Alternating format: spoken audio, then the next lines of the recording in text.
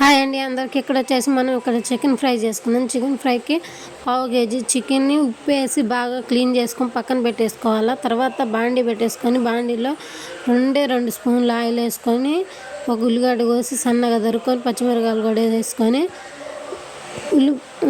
ఉల్లిపాయలు బాగా ఫ్రై అయిన తర్వాత 1 స్పూను అల్లం వెల్లుల్లి పేస్ట్ వేసి బాగా అల్లం వెల్లుల్లి పేస్ట్ పచ్చివాసన పోయి రంగు మారేంత వరకు ఉల్లిపాయలు బాగా వేయించుకోవాలి. తర్వాత టమాటాలు కూడా వేసి మగ్గించుకోవాలి.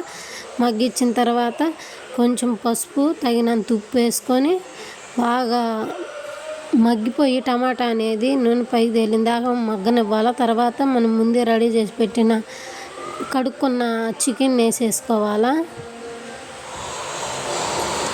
చికెన్ వేసేసుకొని కలుపుకుంటూ మూత పెడతా మగ్గించుకోవాలా. చికెన్ ఫ్రై కదా, నూనె లేకుండా తక్కువ నూనెతో చేసుకోవాలా.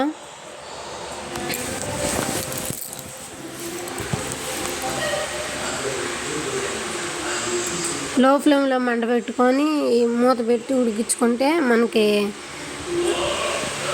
మాడకుండా ఉంటుంది.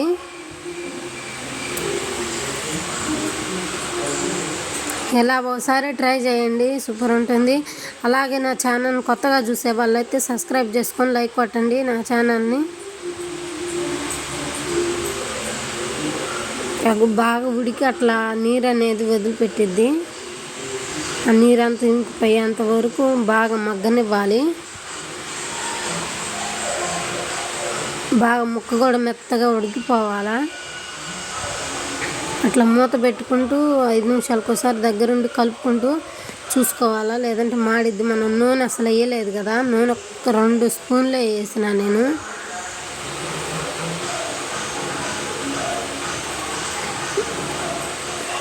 అన్నంలో కలిసే విధంగా క్రీమీగా ఉండాలి.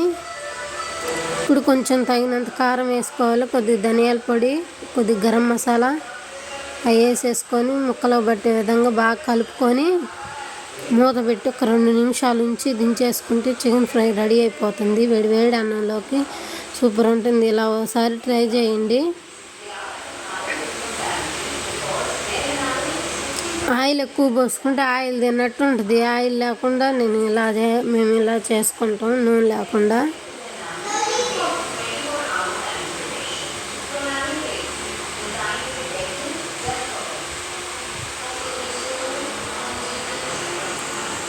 ఫైనల్గా రెడీ అయిపోయింది. ప్లీజ్ సబ్స్క్రైబ్ చేసుకొని లైక్ కొట్టండి.